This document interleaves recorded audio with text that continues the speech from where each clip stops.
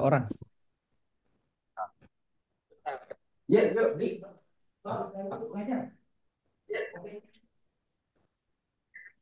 Progress, progress, progress, progress, progress, progress.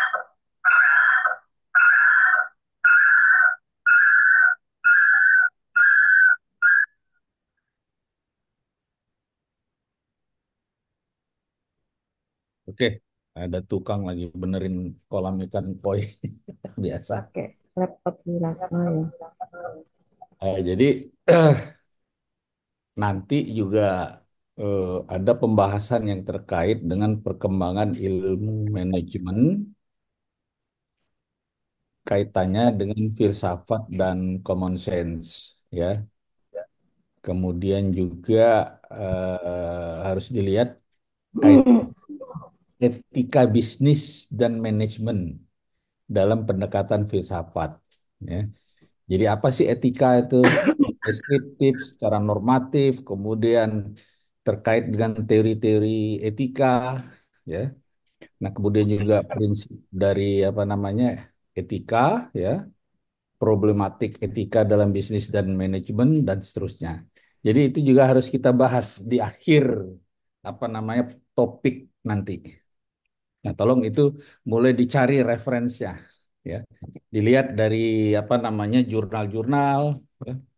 Soalnya saya dalam apa namanya UTS nanti juga ada analisis jurnal sebetulnya yang terkait dengan keilmuan Anda, tapi kita lihat juga dari sisi filsafatnya gitu. Oke ya, itu pengantar.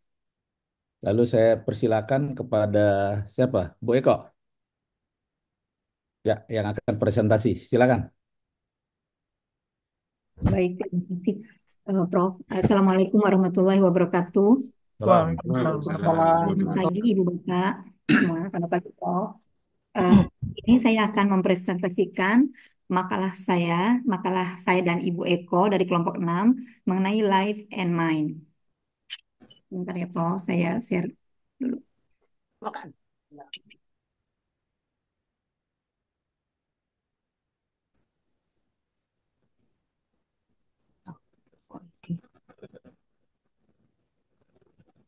Sudah terlihatkah? Ya, sangat jelas Sudah, Mbak. Baik, dan eh, sangat terang. Ya. baik, baik, Prof. Pengantarnya ini adalah filsafat adalah ilmu studi tentang pengetahuan, realitas, dan eksistensi. Dalam konteks kehidupan dan pikiran, filsafat menyelidiki hubungan antara kesadaran, pengalaman, dan dunia fisik. Ini mencakup pertanyaan tentang sifat pikiran, kebebasan berkehendak, dan makna hidup. Nah, filsafat kehidupan mengkaji makna, tujuan, dan nilai eksistensi manusia. Ini melibatkan pertanyaan tentang etika, moralitas, dan cara hidup yang ideal. Selanjutnya, teori utamanya dari eksistensialisme menekankan kebebasan individu dan tanggung jawab dalam menciptakan makna hidup sendiri.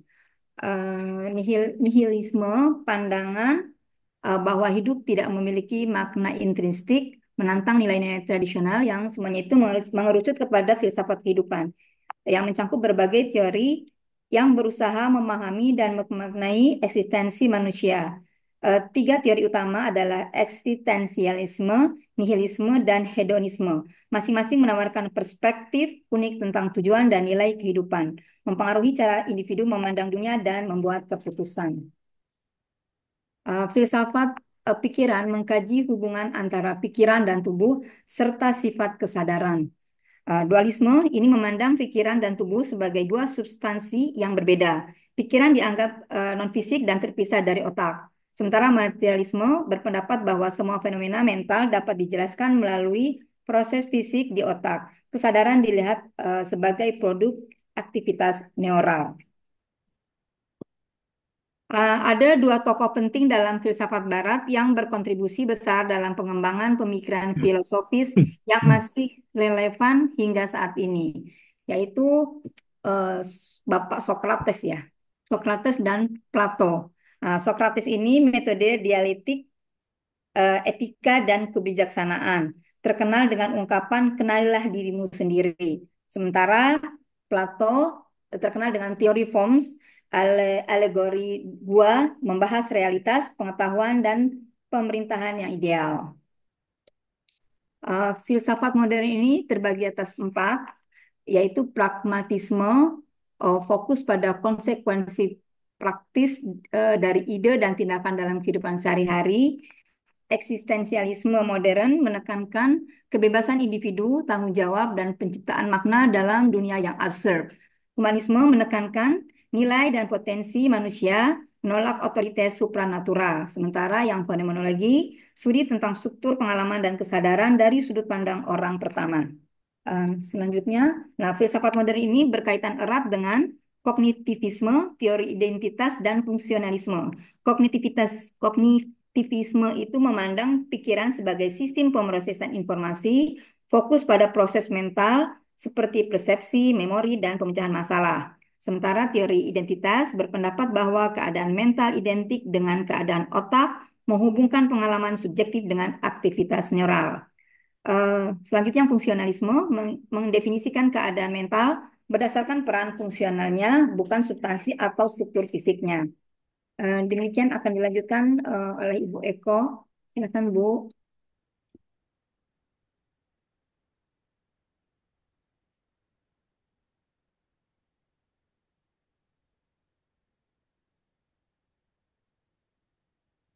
Bu Eko.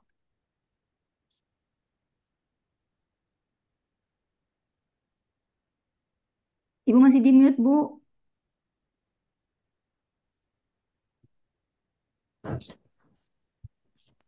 Terima kasih Bu Rahmah.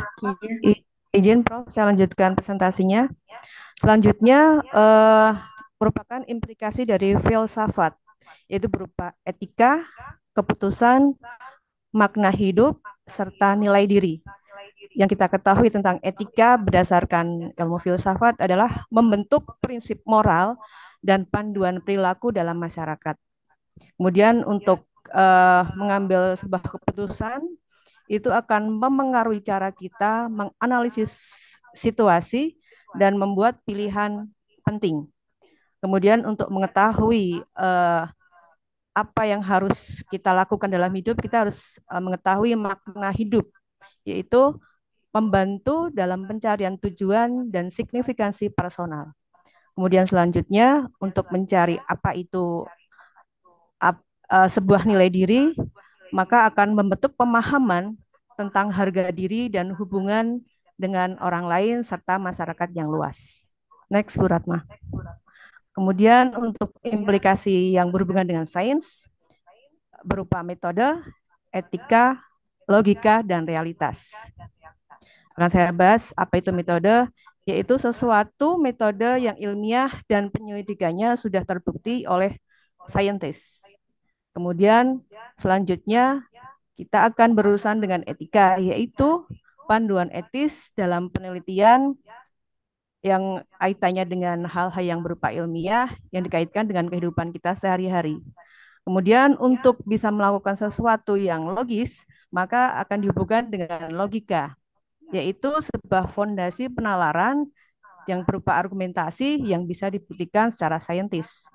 Kemudian terakhir dari keempat komponen itu adalah realitas. Bagaimana kita menginterpretasikan temuan tersebut dalam kehidupan sehari-hari, kaitannya dengan kajian ilmiah. Kemudian tantangan dalam filsafat, tadi dari relativisme, skeptisisme, postmodernisme, dan reduksionisme, serta determinisme. Maaf, lepotan. Yang dimaksud dengan relativisme di sini adalah menantang kebenaran secara universal dan menekankan variasi budaya dalam nilai dan etika. Yang selanjutnya adalah skeptisisme, yaitu meragukan kemampuan kita untuk memperoleh pengetahuan yang pasti tentang realitas. Jujur, kita sering mengalami skeptisisme di saat kita mendapatkan suatu masalah dan kita bingung nih, mau ngapain, solusinya seperti apa. Kita akan terbentuk dalam mindset kita akan menjadi orang yang skeptis terhadap solusi yang seharusnya kita cari dengan logika kita dan kemampuan kita untuk menelaah suatu masalah. Kemudian postmodernisme, yaitu menolak narasi besar, menekankan interpretasi yang subjektif dan pluralisme. Kemudian reduksionisme, yaitu menjelaskan fenomena kompleks dengan komponen yang lebih sederhana. Sering kita temui juga sebenarnya permasalahan yang kita hadapi adalah simple. Jadi bagaimana kita bereaksi dan bagaimana kita berusaha terhadap masalah tersebut untuk bisa mendapatkan solusi, tapi kita bingung eh, kemana kita akan mencari. Padahal seharusnya kita harus mereduksi masalah itu dari dalam kita sendiri. Kemudian yang terakhir adalah determinisme, yaitu mempertanyakan kebebasan berkehendak, melihat semua sebagai hasil dari sebab dan akibat. Next, Bu Rahma. Kesimpulan. Berdasarkan pemaparan kami di depan, akhirnya kita mendapat sebuah kesimpulan. Filsafat kehidupan dan pikiran telah berkembang dari zaman kuno hingga modern, menawarkan berbagai perspektif tentang realitas, kesadaran, dan makna hidup. Teori-teori ini memiliki implikasi luas dalam etika, pengambilan keputusan, dan pemahaman diri. Meski menghadapi tantangan, filsafat tetap relevan dalam membentuk pandangan dunia dan memandu kehidupan di era modern yang kompleks. Next. Berikut adalah referensi yang kita jadikan acuan dan justifikasi terhadap apa yang kita implementasikan, presentasikan hari ini. Selanjutnya, kami akan menampilkan sebuah video mini, Prof. Jadi kemarin dapat pilihan ada dua opsi berupa PPT atau video. Jadi karena saya kepingin menampilkan video, maka di samping memberikan paparan berupa PPT, maka kami sajikan juga video mini yang mungkin bisa menjadi pelajaran buat kita semua tentang life and mind yang kami pelajari hari ini. Next, Bu Rahma.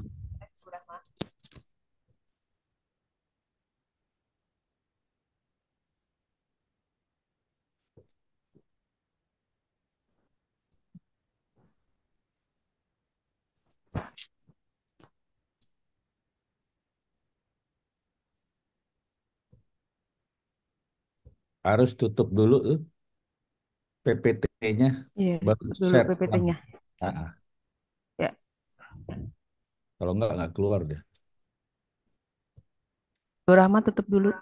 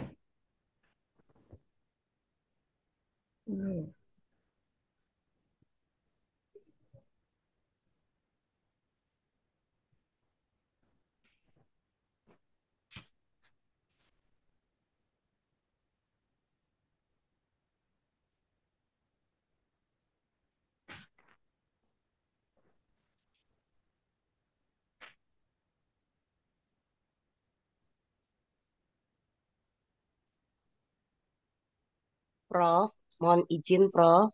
Ya, Mohon izin kamera saya masih belum benar, Prof, di laptopnya jadi nggak kelihatan. Padahal udah open kamera, tapi sayanya kadang-kadang kelihatan, kadang-kadang nggak. Mohon izin ya, Prof, atas kendala oke. ini. Ya.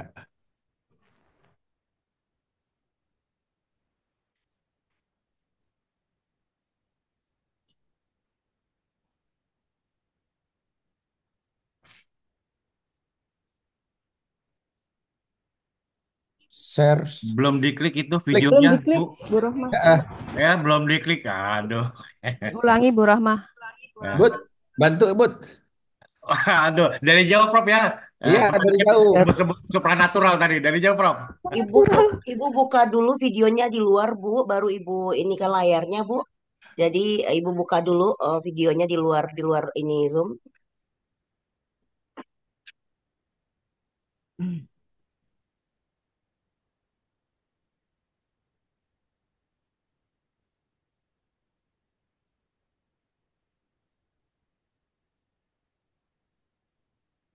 Dibuka dulu foldernya, Ibu, lalu dibuka videonya.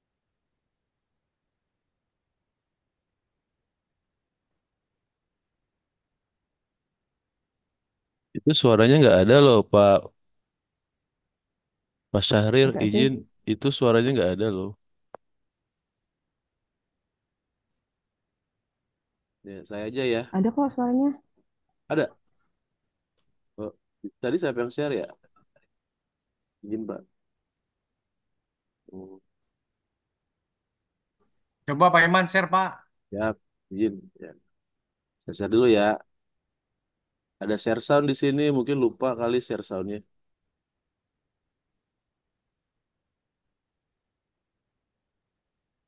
Nah, oh ini. Nah, kita jadi ini ya. Nah,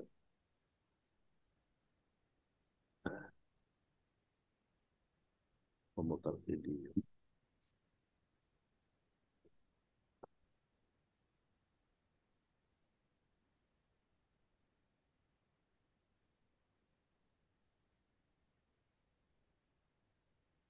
Ya,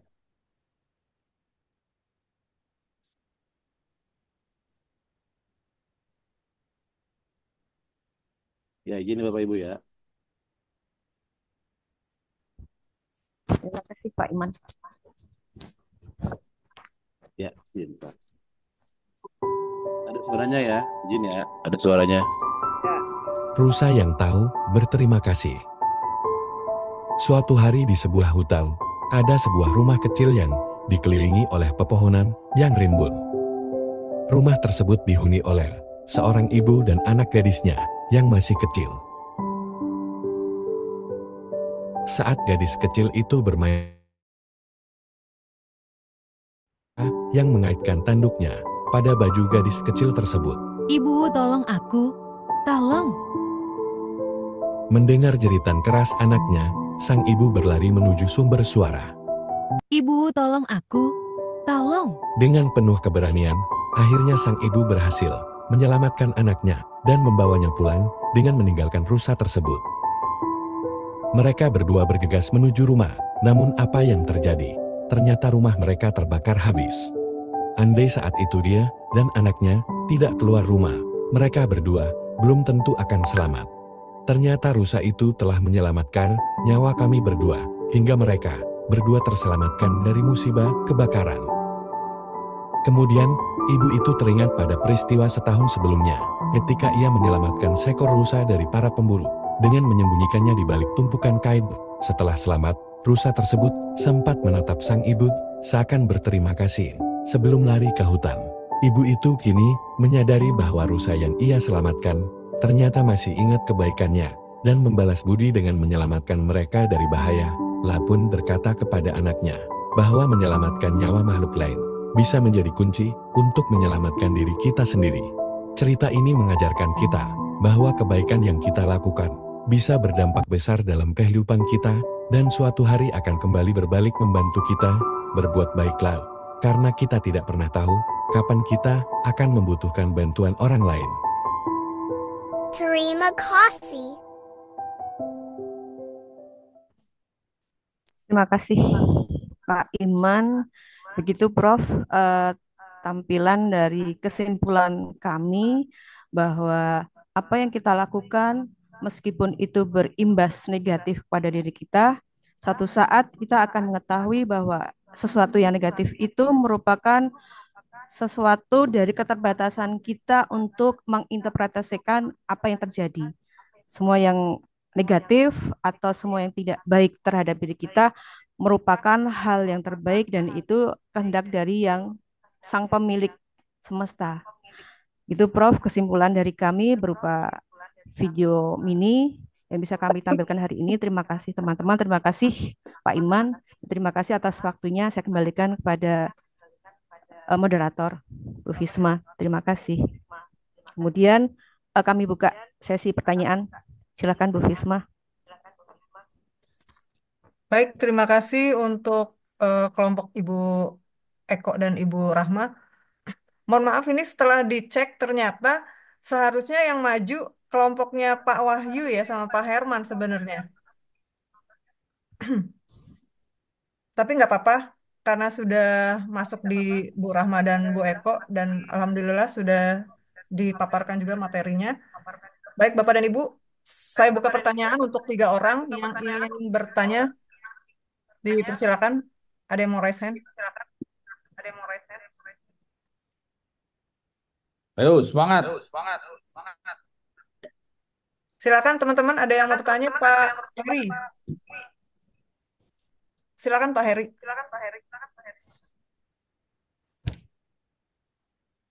Ya, terima kasih Bu Bisma, eh, izin Prof dan teman-teman. Ya. Tadi sudah dijelaskan masalah kesadaran dalam filsafat bahwa masalah kesadaran ini dalam filsafat modern adalah salah satu isu paling kompleks dan beragam berkaitan dengan bagaimana kita bisa memahami pengalaman subjektif dan hubungan antara pikiran atau mind serta tubuh atau body. Yang ingin saya tanyakan adalah apakah ada solusi terhadap masalah kesadaran dalam filsafat modern? Terima kasih. Assalamualaikum warahmatullahi wabarakatuh.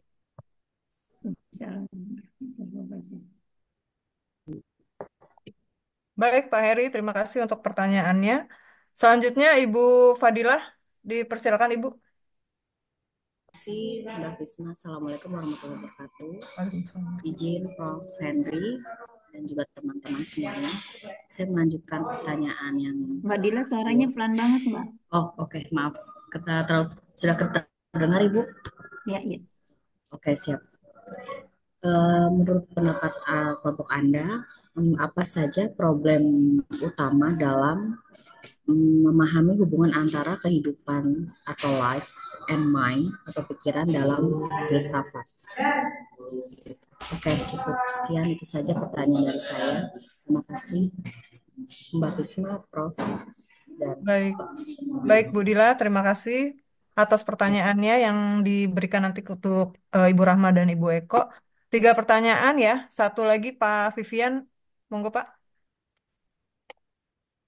Suara saya terdengar? Terdengar tapi kecil ya Pak? Masih kecil? Aman Pak. Aman ya? Jelas Oke, Pak baik. Ketua, jelas. Oke, terima kasih. Ini saya mencoba menanyakan terkait dengan apakah ada solusi dari presentasi tadi ya. Apakah ada solusi terhadap masalah kesadaran dalam filsafat eh, kontemporer gitu. Nah, kita hubungkan sama tadi ada video pendek juga gitu. Saya lihat tadi terakhir Pak Abe kayaknya terharu melihat video tadi itu ya, mau menangis kayaknya. Nah, tapi saya lihat perspektif yang berbeda ya. Nah, kelihatannya Rusia itu tidak berterima kasih terhadap kejadian yang dulu, karena dia mengganggu anak ibunya yang memaksa ibunya harus keluar meninggalkan gorengannya di dapur sehingga terjadi kebakaran gitu. Mungkin begitu kan? Nah, ini nah mungkin bisa dibantu untuk pertanyaan tadi yang di awal sih, pertanyaan yang apa Pak terkait Heri. dengan kontemporer ya gitu. Ya, yang yang paling tidak terkait dengan filsafat kontemporer tadi terkait dengan masalah kesadaran gitu. Terima kasih atas kesempatan. Oke, terima kasih Pak Vivian. Saya sudah rangkum semua tadi untuk pertanyaan pertama dari Pak Heri. Silakan nanti bisa dijawab oleh Bu Eko ataupun Bu Rahma. Pertama dari Pak Heri mengenai solusi terhadap masalah kesadaran yang terkait dengan filsafat modern ya. Kemudian dari Ibu Dila, problematika utama memahami kehidupan dalam filsafat dan juga terakhir dari pertanyaan Pak Vivian, apakah ada solusi terhadap masalah kesadaran filsafat kontemporer berdasarkan short video? Baik Bapak, mohon maaf bagi Bu Eko dan Bu Rahma, dipersilakan untuk menjawab. Baik Mbak Risma, saya coba jawab dulu pertanyaan yang pertama ya. Izin Prof menjawab pertanyaan Prof. Yo, silakan. Tadi pertanyaannya kan apakah ada solusi ya terhadap masalah kesadaran dalam filsafat kontemporer ya? Ah, itu salah satu pendekatannya kontemporer itu kan dalam filsafat modern itu berkaitan erat dengan teori kognitivisme, teori identitas dan fusionisme. Ya, ini adalah yang menekankan pada teori identitas yang menyatakan bahwa keadaan mental sama dengan keadaan otak. Dengan kata lain bahwa setiap pengalaman kesadaran berhubungan langsung dengan aktivitas fisik otak. Selain itu, neuroscience mulai memberikan solusi lebih konkret dengan menjelaskan bagaimana proses otak itu mempengaruhi pikiran dan kesadaran. Namun meskipun ada banyak kemajuan, masalah hard problem of consciousness eh, itu masih menjadi tantangan yang besar dalam filsafat. Itu Pak Heri. Bagaimana Pak Heri, ada tanggapan? Pak Heri Aryadi, bukan Pak Heri Nurranto. Ya, terima kasih, Bu. Cukup. Ya. Cukup Pak ya. Oke, dilanjut untuk jawaban dari pertanyaan kedua, Ibu Dila. Monggo Bu Eko dan Bu Bu Eko, Rahma. yang tiga ya, saya coba jawab yang Bu Dila ya, Bu. Oke. Oke, baik. Bu Dila tadi pertanyaannya, eh, problem utama ya Bu dalam memahami hubungan antara kehidupan dan pikiran ya Bu dalam filsafat. Jadi problem utamanya itu dualitas antara tubuh dan pikiran. Filsafat itu lebih berdebat tentang bagaimana pikiran itu bersifat non fisik. Jadi misalnya berkaitan dengan kesadaran, emosi dan pemikiran. Bisa dihubungkan dengan tubuh yang bersifat fisik. Nah, salah satu ahli dari filsafat ini apa namanya? Descartes ya bacanya. Misalnya memposisikan Descartes ya, itu memposisikan pikiran sebagai substansi yang berbeda dari tubuh atau dualisme. Sedangkan materialisme menyatakan bahwa pikiran hanya proses biologis di otak. Memahami bagaimana keduanya berinteraksi menjadi masalah besar yang belum sebenarnya jadi apa maksudnya menjadi masalah yang besar yang belum terselesaikan, yang belum terjawab ini.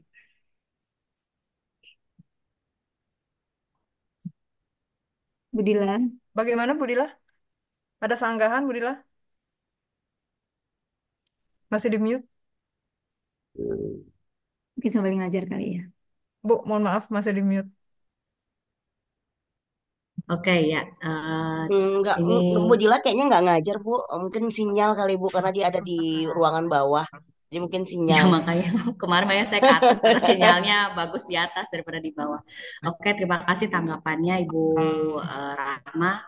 Saya izin menambahkan sedikit ya. Ya, silakan. Tadi Ibu membahas mengenai dualisme pikiran tubuh ya, mind body dualism itu menurut filsuf. Saya nggak tahu penyebutannya salah atau enggak ini, René Descartes. Ya, Descartes itu bacanya. Benar. Oh, Descartes ya. Oke, di sini memperkenalkan pandangan bahwa pikiran dan tubuh adalah dua entitas yang berbeda ya, yang bersifat non fisik dan tubuh bersifat fisik. Nah, di sini masalah utama dengan pandangan ini adalah bagaimana dua entitas yang berbeda secara esensial bisa berinteraksi. Gitu. Oke, ya itu pemahaman dari saya. Yang kedua, masalah kesadaran atau the hard problem of consciousness. Nah, di sini diperkenalkan oleh David ya. Di sini menyatakan bahwa meskipun kita bisa menjelaskan fungsi-fungsi otak secara ilmiah, kita masih kesulitan untuk menjelaskan mengapa dan bagaimana. Ya, proses fisik di otak menciptakan pengalaman subjektif ya, kesadaran. Bagaimana pengalaman hidup seseorang seperti contohnya warna, rasa sakit, emosi itu. Kemudian yang ketiga, materialisme versus idealisme. Materialisme memandang bahwa segala sesuatu termasuk pikiran pada dasarnya adalah materi dan dapat dijelaskan oleh proses fisik dan kimiawi. Sebaliknya, idealisme berpendapat bahwa realitas fisik tidak ada di luar persepsi pikiran. Ya. Jadi di sini apakah pikiran hanyalah produk dari aktivitas otak atau ada elemen non-material dalam kesadaran. Kemudian yang keempat, masalah identitas pribadi. Di sini filsafat juga menghadapi masalah tentang apa yang membuat seseorang tetap menjadi dirinya sendiri sepanjang hidupnya. Meskipun tubuh dan pikiran seseorang berubah ya. Di sini terletak pada kontinuitas pikiran, memori, atau tubuh kita. Yang kelima, pandangan monisme versus dualisme. Di sini monisme dipertahankan oleh Spinoza menyatakan bahwa hanya ada satu substansi dasar yang membentuk segala sesuatu bentuk, termasuk pikiran dan tubuh. Tantangannya adalah di sini menjelaskan bagaimana aspek yang berbeda dari kehidupan dan pikiran yang muncul dari satu substansi yang sama. Yang terakhir, masalah kebebasan kehendak atau free will. Di sini hubungannya antara kehidupan dan pikiran yang juga terkait dengan pertanyaan tentang kebebasan kehendak. Jadi di sini jika pikiran dan tindakan kita ditentukan oleh proses biologis, apakah kita benar-benar memiliki kebebasan dalam memilih tindakan kita? Itu saja. Terima kasih. Terima kasih Bu Dila. Oke, terima kasih Bu Dila untuk tambahannya. Ya. Bisa jadi catatan bagi kita semua ya, teman-teman ya. Selanjutnya, Bu Eko menanggapi dari pertanyaan eh, Pak Vivian ya, Pak Karim. Silakan, Bu Eko. Halo, terdengar ya? Terima kasih Bu Fisma. Saya coba jawab pertanyaan dari Pak Karim yang tadi dinyatakan bahwa perginya ibu tersebut atau meninggalkan rumah di saat anaknya berteriak itu, kenapa dia meninggalkan rumah tanpa asumsi kita ya, tanpa mematikan atau istilahnya membuat rumah itu menjadi fix untuk ditinggalkan. Nah, di sini kaitannya dengan teori yang kita pelajari hari ini, di sini kita bisa menemukan bahwa ada yang namanya materialisme, panpsikisme, dan idealisme, di mana dalam filsafat kita mempelajari bahwa materialisme itu merupakan pendapat bahwa kesadaran muncul sebagai hasil dari aktivitas fisik otak. Jadi pada waktu dia mendengar teriakan, itu merupakan aktivitas yang berupa kesadaran, akhirnya dia akan kehilangan kesadaran tersebut dengan cara bagaimana dia istilahnya melakukan first thing first ya. Udahlah, aku mau nyelamatin anakku dulu daripada istilahnya aku meneruskan pekerjaan tanpa berpikir bahwa apa yang dilakukan itu akan membuat dia menjadi korban atau terjadi musibah terhadap rumahnya. Kemudian menurut teori panpsikisme menyatakan bahwa kesadaran merupakan sifat dasar dari alam semesta sehingga semua entitas memiliki aspek kesadaran di sisi lain. Dalam hal ini, seperti yang tadi saya sampaikan, bahwa ibu tersebut melakukan aktivitas mana yang lebih penting dilakukan daripada dia melakukan hal yang mungkin bagi dia tidak penting. Jadi istilahnya first thing first, dia melakukan suatu aktivitas, saya akan melakukan penyelamatan terhadap anak saya dulu gitu. Tanpa berpikir, mungkin kalau perempuan istilahnya logikanya mungkin beda dengan laki-laki ya. Jadi bagaimana caranya dia bisa menyelamatkan anak tersebut supaya dia bisa secepatnya sampai di tempat. Kemudian kaitannya dengan idealisme di sini menyatakan bahwa pikiran dan kesadaran adalah dasar realitas dan dunia fisik hanyalah representasi dari pikiran. Di sini maknanya bahwa keselamatan anaknya itu merupakan di atas segalanya. Jadi dia melakukan suatu hal ideal bahwa seorang ibu harus menyelamatkan keselamatan anaknya dibanding harta yang dia dapatkan saat ini, yaitu berupa rumah dan seisinya. Begitu Pak Vivian, mungkin kaitannya dengan bagaimana dia mendahulukan apa yang harus dia lakukan supaya dia bisa menyelamatkan anaknya. Kadang-kadang hal yang kecil itu pikir oleh kita di saat kita dalam kondisi genting. Itu Pak. Mudah-mudahan jawaban saya ini bisa memasukkan pertanyaan Pak Vivian.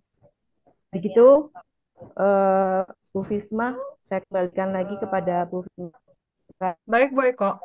Terima kasih atas jawaban dari pertanyaan Pak Vivian. Pak Vivian ada sanggahan, Pak? Iya, Pak Aris ya? Ya, Mau kasih sedikit sanggahan sedikit? respon, izin Ya. kawan-kawan dan Prof. Eh, Kalau saya Ya. melihat Pak Vivian ini melihat dari satu sisi yang berbeda, ya, ya mungkin yang tidak bisa dilihat oleh kebanyakan orang. Jadi tadi kan statementnya kan eh, justru malah rusanya ini yang menyebabkan kebakaran. Mungkin dia tinggalkan tinggalkan penggorengan dan lain sebagainya. Tapi terkait dengan etika, ini yang disebut dengan perbedaan sudut pandang, ya. eh, kita dari Sabang sampai Merauke pun juga berbeda-beda ya terkait dengan etika juga tidak sama. Ya, memang kalau etika itu kan beda sedikit, beda tipis ya, tapi sebetulnya berbeda. Nah, inilah yang disebut perbedaan dan kita juga harus menerima perbedaan sudut pandang ini terkait dengan etika ya. Jadi yang Pak Karim lihat sesuatu yang berbeda ya, kita lihat dari front line-nya, dia mungkin lihat dari back line-nya ya. Dan itu berbeda perbedaan suatu hal yang biasa. Terima kasih Pak Karim atas masukannya Pak Karim ya. Jadi kita punya sudut pandang yang berbeda dan memang harus kita terima itu. Iya, menambahkan lagi izin moderator, memang dari video tadi itu menurut pemenang yang kita saksikan ada dua hal yang berbeda.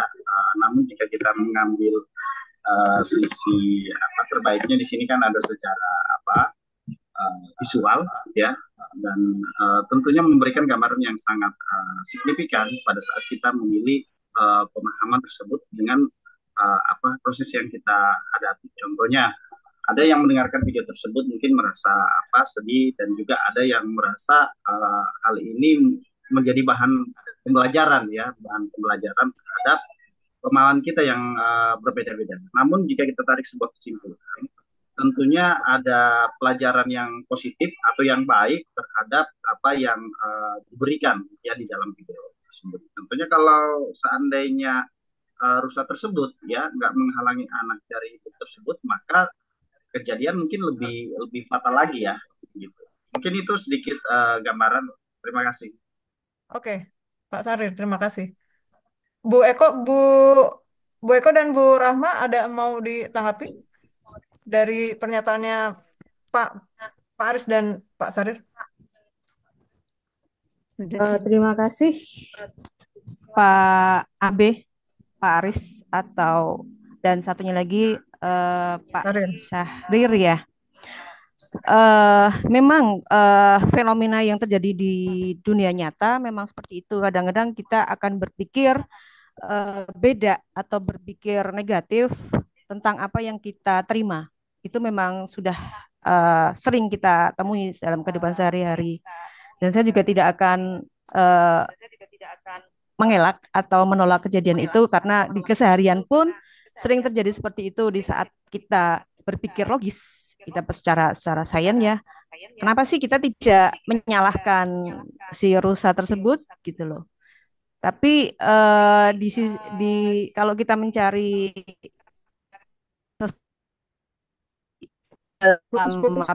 kenyataan hidup juga,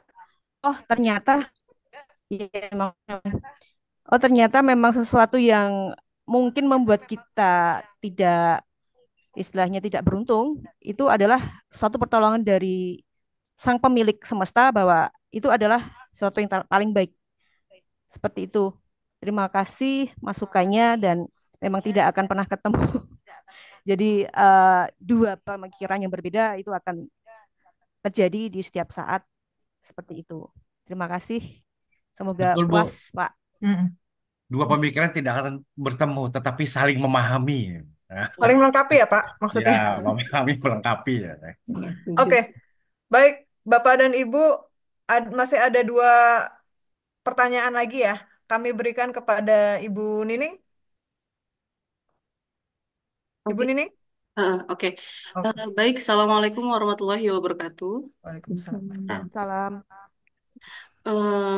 Tadi di kelompok ini sudah membahas mengenai kurang lebihnya dalam filsafat ilmu lanjutan kan ada beberapa problematika utama terkait kehidupan atau life dan pikiran atau mind. Yang dimana tadi sudah dibahas juga. Yang pertama adalah tentang dualisme pikiran dan tubuh, terus juga masalah kesadaran dan sebagainya. Namun di sini yang saya ingin notice adalah mengenai masalah kesadaran, karena kan masalah kesadaran ini bagaimana pengalaman subjektif atau kesadaran itu dapat muncul dari proses fisik yang ada di pikiran. Nah, ini adalah masalah yang dikenal sebagai dengan hard problem of consciousness gitu. Nah, yang saya ingin tanyakan, kira-kira apakah artifisial atau AI ini bisa memiliki pikiran atau kesadaran menurut filsafat? Paling itu karena kan di pendekatan modern dalam filsafat ini banyak dipengaruhi nih oleh perkembangan ilmu pengetahuan seperti neuroscience dan psikologi yang membantu memberikan penjelasan lebih ilmiah tentang hubungan antara kehidupan, pikiran, dan kesadaran. Mungkin itu pertanyaan dari saya, Bu Eko dan Bu Rahma. Rahma. Ya, baik. Sudah kami catat untuk pertanyaan Ibu Nining. Selanjutnya, mohon maaf, saya buka lagi kesempatan untuk Pak Iman yang sudah resen. Silakan, Pak.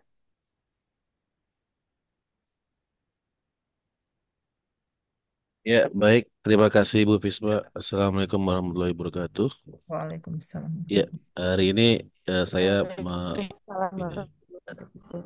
ya sama-sama Ibu. Ya, saya mengikuti presentasi dari Ibu Rahma dan Ibu Eko, dan memang bicara soal problem kehidupan dan pikiran itu kita kalau problem kehidupan, untuk kehidupan mungkin masalah keuangan gitu ya. Kalau untuk pikiran mungkin stres kali Bu ya. Tadi mungkin belum belum tersampaikan. Kalau misalnya dari pendekatan Buddhisme nih Bu, untuk problem kehidupan dan pikiran ini, mohon maaf ini bukan bicara soal agama ya Bu ya. Kan Buddhisme juga punya pemikiran sendiri. Tolong dibantu untuk bagaimana pendekatan Buddhisme terhadap problem kehidupan dan pikiran dalam filsafat. Terima kasih. Yang jadi poinnya pendekatan Buddhisme ya, Pak Iman ya. Iya, kira-kira begitu. Ya, saya catat sudah. Selanjutnya satu lagi di sesi kedua ini pertanyaannya Mas Doni, silakan Mas Doni. Ya, ya Mbak, terima kasih. Selamat pagi, Bapak Ibu sekalian. Di sini saya ingin bertanya kepada presenter pemateri mengenai di situ kan tadi ada slide mengenai tantangan gitu ya. Salah satunya itu postmodernisme gitu kan. Nah, ini juga menjadi salah satu yang bisa kita lihat bahwa kadang-kadang sekarang yang kita anggap etika di Indonesia itu mulai dikritik gitu ya dari kalangan-kalangan posmo ini. Misalnya misalnya dalam penyebutan gitu, penyebutan gelar gitu. Kadang-kadang ada orang yang mengatakan bahwa cuma di Indonesia ini sebutan-sebutan gelar akademik itu diharuskan, di sana enggak gitu, seolah-olah itu salah gitu ya. Gimana tanggapan apa para presenter gitu ya mengenai adanya fenomena posmo di tingkat etika yang ada di Indonesia gitu. Bahkan katanya juga uh, kalau bisa dipanggil nama saja gitu ya. Kalau misalnya kita berhadapan dengan profesor, kita udah panggil namanya seperti di luar negeri gitu. Gimana tanggapannya? Terima kasih. Ya, oke. Pertanyaan yang bagus sekali, Mas Doni. Baik, untuk kedua presenter ya, Bu Rahma dan Bu Eko, silakan ditanggapi. Pertama dari Ibu Nining yang membahas mengenai life and mind, itu dualisme pikiran dan tubuh, seperti apa. Kemudian pengalaman subjektifnya, pendekatan yang banyak dipengaruhi oleh life and mind seperti itu ya. Silakan kepada Bu Eko dan Bu Rahma menanggapi pertanyaan dari Bu Nining pertama, silakan. Izin Bu Risma, saya jawab pertanyaannya Pak Doni dulu. Oh, baik-baik. Boleh? Ya, ya, boleh. Ya. Ya. Sudah mencatatkan ya untuk Saya pertanyaannya jawab Pak Doni pertanyaannya ya, Pak Doni Pak dulu. Eko. Silakan, Mbak Eko. Oke. Eh, eh, Masalah penyebutan gelar ya. eh ini saya pernah mengalami Pak Doni waktu saya kerja di Bank Mandiri di Pati. Jadi pada waktu saya itu hanya Mbak Eko, Hilang nih. sinyal sepertinya ya, terkendala sinyal ya. Device yang satunya soalnya nggak ada. Iya, oke.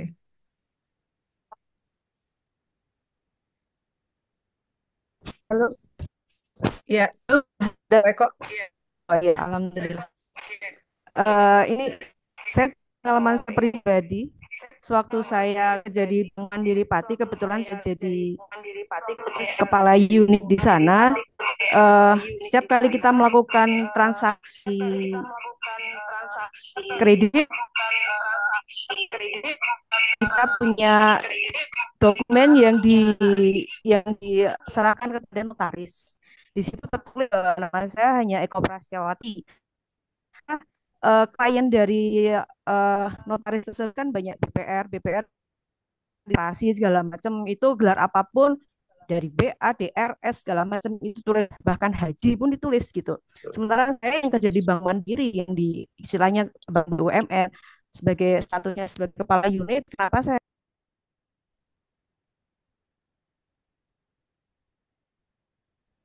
Bu Eko kayaknya terpental lagi ya.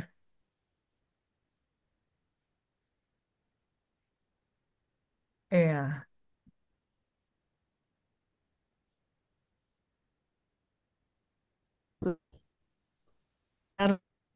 jadi guyonan dari karyawan di notaris tersebut.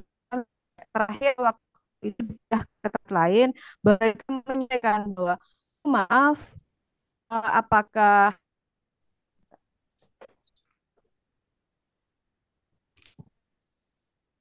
Mbak Eko, mohon maaf suaranya terputus-putus.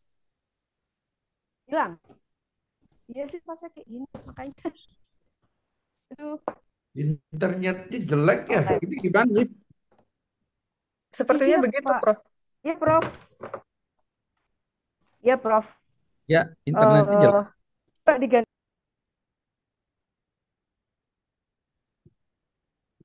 Iya, hilang lagi. Baik, mungkin Mbak Rahma bisa, sebab waktu terus berjalan ya. Mbak Rahma bisa dibantu untuk pertanyaan yang sebisanya ingin Mbak Rahma bisa jawab. Saya mencoba menjawab pertanyaan dari Bu Nining, bisa? Dari Mbak Nining? Ya, Oke. Tadi pertanyaannya itu, biar nanti yang mengenai pertanyaan Mas Doni, biar eh, Bu Eko yang lanjut ya. Saya oke. mencoba menjawab pertanyaan dari Mbak Ning mengenai apakah arti spesialitas AI itu memiliki pikiran kesadaran menurut filsafat ya. Jadi pertanyaan ini memunculkan perdebatan di antara para filsuf ya, terutama dari materialis atau dari pendukung fungsionisme. Itu mereka berpendapat jika AI itu memproduksi fungsi otak, maka mereka mungkin bisa memiliki pikiran atau kesadaran. Namun kalau filsafat yang dualisme ini dan Pumpkins itu berpendapat bahwa kesadaran dari sekedar fungsi dan sesuatu yang lebih algoritma atau kalkulasi matematis mungkin lebih dibutuhkan untuk menghasilkan pengalaman yang lebih subjektif. Masalah ini bisa menjadi bahan kajian lebih dalam lagi nantinya. Mbak Fisma, Oke, baik Bu. Sudah mendengar Mbak Nining ada sanggahan? Oke, tidak sudah cukup. makasih Mbak Nining. Baik, Mbak Nining, terima kasih. Selanjutnya, eh, Bu Eko masih masih aman atau bagaimana Bu Eko? Mau Oh, melanjutkan dari udah jawaban? kelihatan. Mau melanjutkan? Saya lanjutkan lagi. Iya, iya. Ya. Maaf, putus-putus memang seperti itu sinyalnya. Sambung lagi ya, Mas Doni. Tentang gelar tadi, istilahnya kita tidak bisa menghindari fenomena yang terjadi di masyarakat bahwa penyebutan gelar di depan atau di belakang nama kita itu sangat penting untuk suatu status ya. saya sendiri tidak mempermasalahkan itu, cuman mungkin lingkungan atau kondisi di tempat saya berada itu sangat penting kali. Gelar haji, gelar insinyur, gelar SE, MM, profesor, doktor segala macam. Akhirnya saya mengikuti apa yang mereka inginkan bahwa saya itu benar-benar seorang sarjana karena ada pertanyaan seperti ini, Bu, apa benar Bu Eko itu hanya cuma lulusan SMA untuk jadi seorang kepala cabang di Bank Mandiri gitu kan? Saya nggak bisa jawab apa-apa, terus akhirnya besoknya saya ijazah S1 dan S2 saya tunjukkan kepada mereka apakah penting apa namanya sebuah gelar sarjana itu ditempelkan di KTP, saya bilang gitu karena permintaan mereka pada umumnya di Pati itu seperti itu, maka besoknya lagi saya ganti, mau nggak mau saya harus mengikuti tuntutan dari lingkungan untuk merubah. Jadi istilahnya kita tidak bisa menolak eh, apa situasi atau kondisi di lingkungan di mana kita berada. Jadi kita harus beradaptasi dengan eh, apa namanya dengan merubah nama saya di KTP dengan gelar bahwa saya tuh punya gelar bla bla bla bla seperti itu. Meskipun menurut saya atau mungkin menurut pendapat umum yang lain itu sesuatu yang tidak penting, seperti yang sudah terjadi di luar negeri bahwa gelar itu tidak perlu dicatat atau diletakkan di nama kita, di identitas kita. Karena itu untuk sebagian orang atau mungkin istilahnya terjadi pertentangan ya antara si A atau si B atau si lingkungan A, lingkungan B, karena itu tergantung dari lingkungan. Bagaimana masyarakat itu memandang suatu gelar atau suatu status dalam kehidupan mereka sehari-hari. Dan itu wajar gitu. Jadi perbedaan itu tidak akan bisa kita satukan sampai kapanpun. Ini yang saya tangkap dari yang saya pelajari hari ini yaitu antara pikiran dan eh, apa namanya kehidupan. Gitu, Mas Joni. Oke. Terima kasih. Saya kembalikan kepada Bu Ya, ya. Risma. Terima kasih atas pemaparan jawabannya, Bu Eko. Sekarang untuk pertanyaannya Pak Iman ya, bisa dijawab pertanyaan Pak Iman. Nanti setelah ini kalau misalkan mau ada sanggahan dari teman-teman silakan dan ada tambahan dari Prof. Henry, kami persilakan. Namun sebelumnya dari pertanyaan Pak Iman silakan dijawab Bu Eko ataupun Bu Rahma. Betul apa Bu Bu Rahma? Wisma, Siap. jangan bilang ada sanggahan, Bu. Kenapa Pak? Diskusi aja. Kalau Ya, sanggahan oke. terkadang kayaknya gimana gitu. Ya, diskusi boleh. Ya, ya. Eh, izin Terima kasih masukannya. ya. Ya, Bu Eko. Izin makasih Pak Abe. Bu Risma, saya izin menjawab pertanyaan dari Pak Iman. Pertanyaan tadi, bagaimana pendekatan Buddhisme ya terhadap problem kehidupan dan pikiran dalam filsafat? Ya. Terkadang kita sebagai seorang Muslim itu akan menolak istilahnya sesuatu yang diajarkan oleh agama lain. Tapi dalam hal ini esensi dari tiap ajaran agama itu semuanya sama, mengajarkan sebuah kebaikan. Jadi tadi ditanyakan bagaimana filsafat Buddhisme terhadap pikiran apabila dilihat dari fenomena saling keterkaitan yaitu atau disebut depend.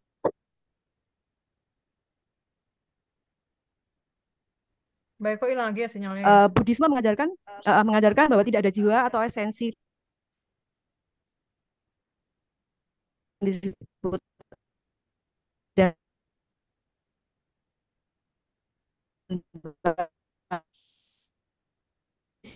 pikiran sebuah penderitaan kan katanya pada ego dan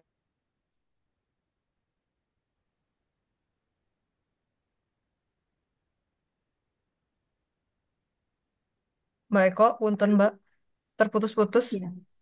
Mbak Rama mau bantu Mbak Boleh Eko? saya tambahkan ya. Jadi gini, dalam filsafat Buddhisme itu, kehidupan dan pikiran dilihat sebagai dari saling berkaitan, fenomena yang saling berkaitan. Nah, Buddhisme ini mengajarkan bahwa tidak ada jiwa atau esensi yang tetap dalam individu, bahkan pikiran serta kehidupan. Nah, hasil dari rangkaian kondisi yang saling mempengaruhi, nah, pikiran manusia itu adalah sumber penderitaan untuk mereka karena keterkaitannya pada ego dan ilusi. Ada apa namanya dalam mencari pencerahan. Nah, melalui meditasi ini eh, dianggap sebagai cara untuk bisa mengatasi ilusi dalam mencapai nirvana atau keadaan di mana penderita ini bisa berhenti dari penderitaannya. Saya rasa Oke, itu. baik. Pak Iman, Iya Bu, saya sudah mendengar. Jadi mirip-mirip sama tazkiyatun nafsnya Islam ya Bu ya, yang menyucikan jiwa tuh. Itu kan jadi meditasi dia dengan cara meditasi. Iya iya. Iya, Terima kasih Bu ya. makasih Pak Iman. oke. Berhubung Mbak Eko Terima kasih Pak Iman. sinyalnya, oh iya, Mbak Eko mau menanggapi Mbak Eko Muncul lagi. muncul lagi, muncul dan tenggelam. Mau menanggapi Eh, atau bagaimana? Cukup, saya rasa cukup. Intinya intinya gini, setiap ajaran itu hampir sama ya, apalagi dalam kasus kejadian kita sehari-hari dalam artian masalah finansial, masalah Aduh, keluar lagi. Aduh, keluar lagi ya bener. Bu Eko, punten ya Bu Eko ya. Bu Eko bahas masalah finansial sih. Keluar dia. Masalah masalah kan gak cuma Tahu finansial nih, tahu Pak. aja udah tanggal Pak 15 ya Iman Pak nih, Abe. Belanda masih jauh Bu, tenang aja Bu, akhir bulan masih jauh. Irit-irit kondisi ekonomi sekarang. Teman-teman mungkin ada yang mau menanggapi ini untuk diskusi. Sebab Bu Eko sepertinya sinyalnya ya sangat bermasalah. Punten ya Bu Eko. Nah, dia muncul lagi. Bu Eko. Atau teman-teman silakan ada yang ingin Ya Allah. memberikan masukannya. Izin Bu. Ya, ya. Monggo, Pak Heri. Ya, Monggo, terima monggo, kasih. Pak Jer, monggo. Bang Ya, Jer. Silakan Pak Jer. ya mohon maaf. Saya tidak bertanya untuk Silakan Pak Jer. menambahkan saja yang terkait dengan pertanyaan Pak Iman tadi tentang Buddhisme. Ya. Seperti kita ketahui, seperti disampaikan tadi bahwa pada dasarnya setiap ajaran agama satu dengan yang lain memiliki tujuan akhir yang berbeda, yaitu mencapai suatu kehidupan yang yang damai begitu kira-kira ya. Hanya mungkin kalau di Buddhisme ini memang benar-benar ingin menyampaikan bahwa ada suatu hidup yang dijalani itu menjadi sebuah suatu rentetan dari sebab akibat begitu. Maka kemudian di dalam Buddhisme mungkin kita banyak banyak tahu atau mungkin mendengar bahwa titik berat hidup pada etika ini adalah yang dijunjung tinggi karena mereka mempercayai bahwa sebab akibat itu akan muncul dari perbuatan setiap manusia begitu kira-kira.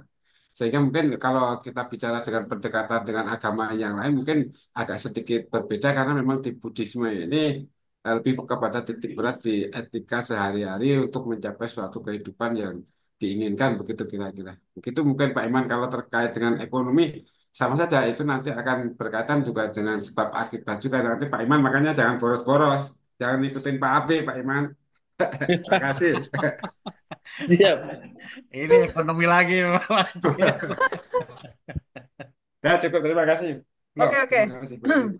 Terima kasih Bang Jer. Lalu teman-teman ada yang ingin memberikan informasinya lagi atau ingin berdiskusi lagi? Saya sedikit, 1 minute. Ya, seperti yang lalu kata-kata 1 minute. Kata kunci ya Pak Abe. Jangan lama-lama loh Pak, Tadi, beneran 1 ya, menit. tadi kata kalau Pak Iman bilang kan tadi penyucian diri apa segala macam, ya. Kalau di Buddha kan seperti itu dengan cara meditasi dan lain sebagainya. Saya coba cari kesamaan, saya nggak cari perbedaan ya. Saya coba cari kesamaan. Dulu waktu Rasulullah menerima wahyu pertama diawali dengan dia di Gua Hira kan kalau kalau bahasa mereka beliau itu kan apa namanya melakukan meditasi sebetulnya. Kalau bahasa Islam memang bertafakur. Jadi memang ada satu sisi bagaimana mencari kebenaran itu dengan menyendiri. Oh, nanti kita coba minta masukan ke Prof. Ya.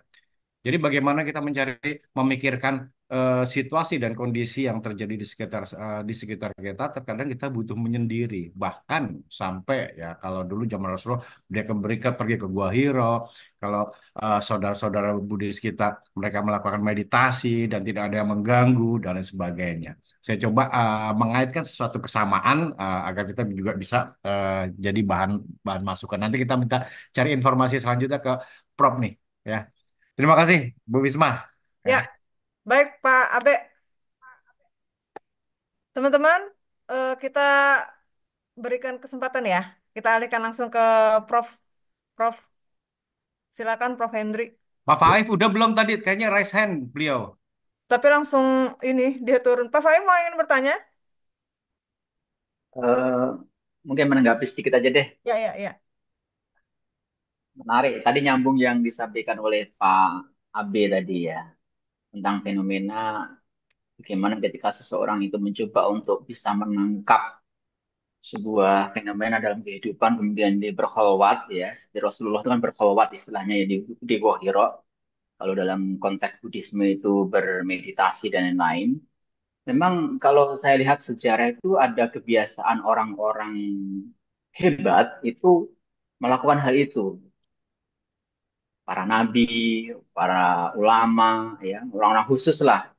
Itu memang ada kebiasaan seperti itu untuk bisa menemukan suatu atau menangkap suatu kebenaran, dia itu beruzlah sehingga mereka punya tempat namanya mihrab. Mihrab itu kan sebetulnya kan tempat yang khusus yang nggak boleh orang masuk, yang orang itu hanya dia sendiri di situ untuk apa? Untuk kemudian dia berdiam diri, berkomunikasi mungkin secara transenden gitu ya, menghubungkan diri dengan yang kuasa sehingga di situ kemudian sampai pada satu proses namanya enlightenment atau sampai pada tahap pencerahan.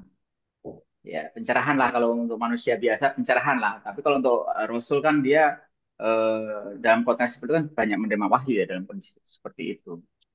Jadi memang itu menarik gitu fenomena seperti itu. Jadi ada satu metode di mana kita itu mencoba untuk keluar sejenak dari bisingnya kehidupan untuk bisa menangkap pesan-pesan Tuhan gitu ya, pesan-pesan alam yang membutuhkan kejernihan. Nah, maka dengan berkholwat atau kemudian kita menyendiri, kita memfokuskan diri, kita masuk dalam satu kondisi yang mindfulness. Nah, kondisi yang mindfulness inilah sebetulnya yang membuat kemudian kita itu merasa atau bisa menerima enlightenment tadi, pencerahan tadi.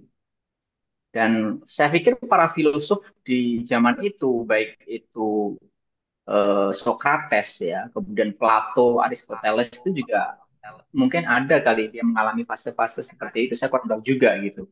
Tapi mungkin ada gitu. Ritualitas yang mereka lakukan sehingga mereka bisa berpikir jauh ke depan yang melihat jauh ke depan yang orang lain tidak bisa lihat gitu. Ini sekedar sharing aja ya. Terima kasih kita aja, Bu Risma. Ya, baik Pak Faif. Terima kasih. Respon 1 minute. Ya, 1 minute lagi ya Pak Abe. Kata kuncinya 1 minute. Pak, tadi kalau saya dengar ke Pak Faib, ya saya coba. Kita orang kota, mungkin nyepi di tempat ramai, Pak. Gitu kan, ya. Nyepi di tempat ramai, apalagi kalau ada bapak ibu yang statusnya di wilayah itu RT, RW, was, nggak bisa, Pak. Gitu kan. Tiap menit kita itu harus terbuka. Ya. Tapi memang kondisinya ya saat ini yang bisa kita lakukan adalah nyepi di tempat ramai, ya. Entah persepsi kita apa, ya mungkin masing-masing lah. Ya. Terima kasih, Bu. Oke, Pak Abe. Terima kasih. Prof, izin Prof. Yuk, Ya, monggo Prof. oke. Jadi topik kita itu sebenarnya adalah membahas tentang esise- esensi kehidupan dan pikiran gitu loh.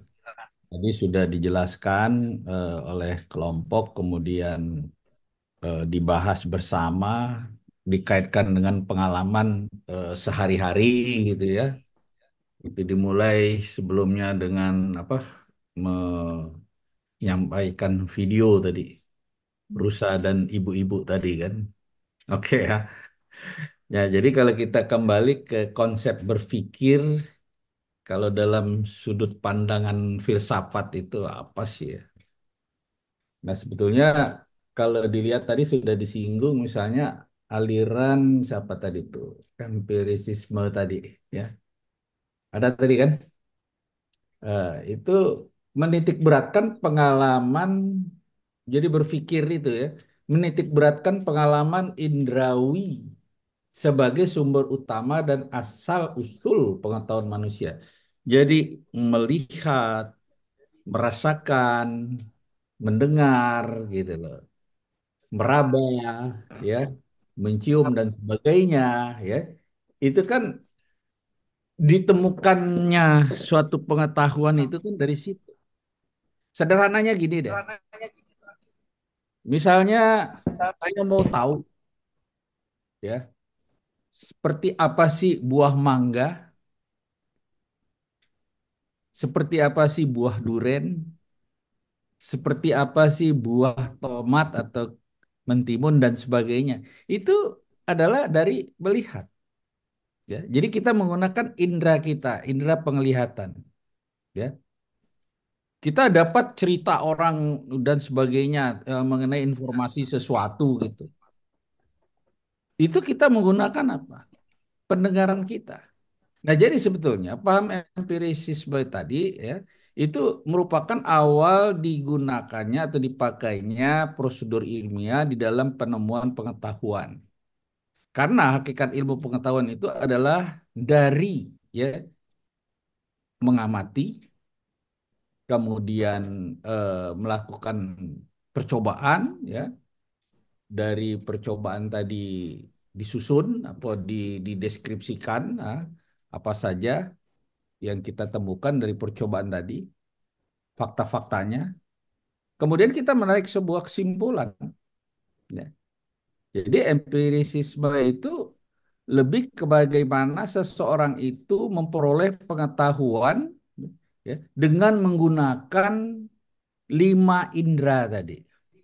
Ya, jadi berdasarkan hasil dari 5 indera tadi, dia menemukan suatu pengetahuan. Ya.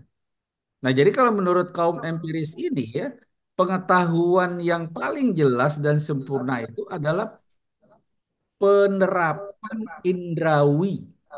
Yang artinya tidak hanya melihat, meraba, mendengar dan sebagainya, semacam juga termasuk tadi kalau saya nggak salah tadi dengan merenung barangkali di dalam merenung tadi menggunakan semacam indera batin.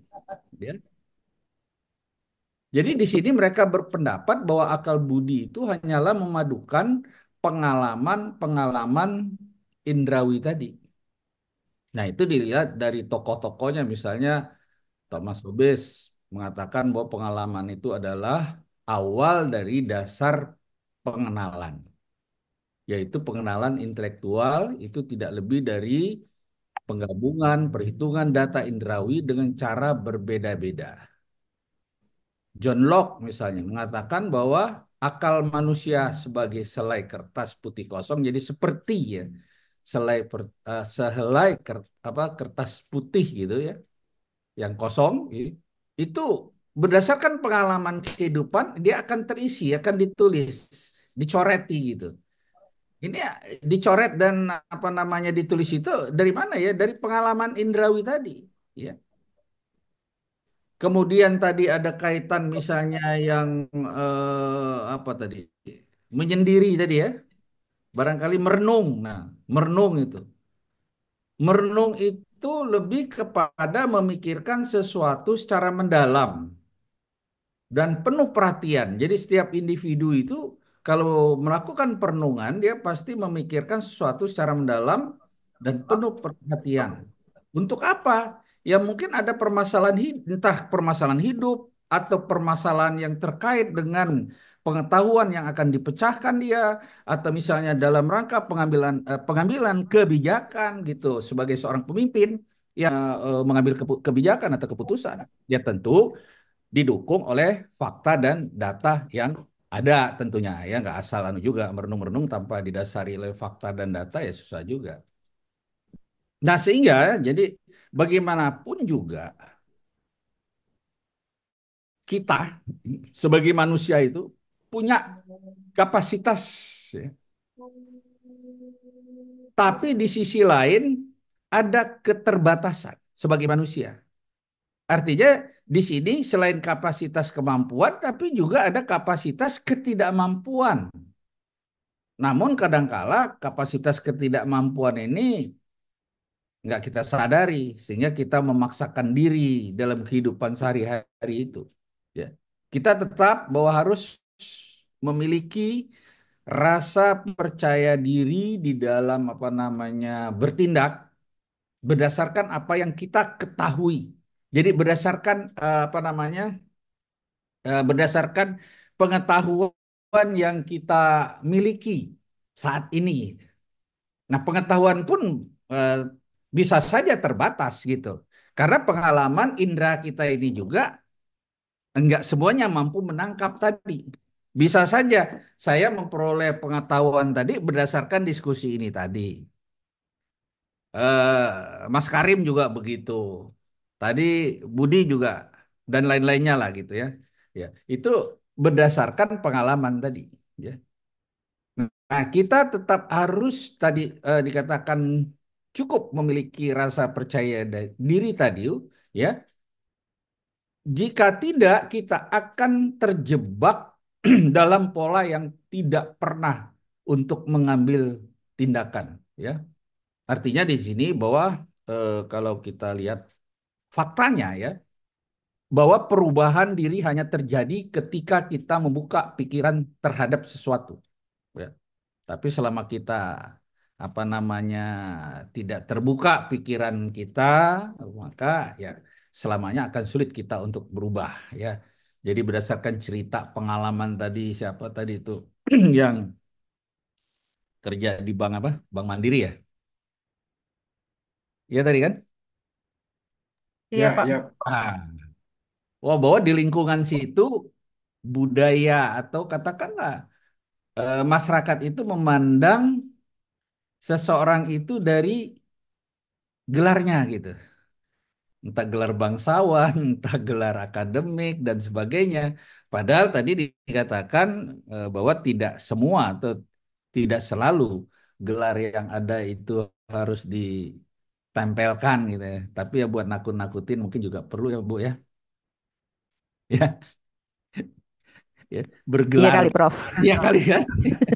Tapi biasanya kan ada satu kecenderungan untuk tidak. Tapi ada juga lingkungan atau milieu masyarakat tertentu yang ingin itu ditampilkan gitu. Nah, maka menyesuaikan diri tadi. Ya, terjadilah perubahan yang tadinya mindsetnya, wah nggak perlulah. Tapi kan saya ini kepala cabang, megang bank. Orang mempertanyakan, oh iya ya, kepala cabangnya cuma tamat SMA, dia kasih lihat nah ini. Ya. Itu untuk apa namanya meningkatkan apa itu? Kepercayaan masyarakat di lingkungan gitu.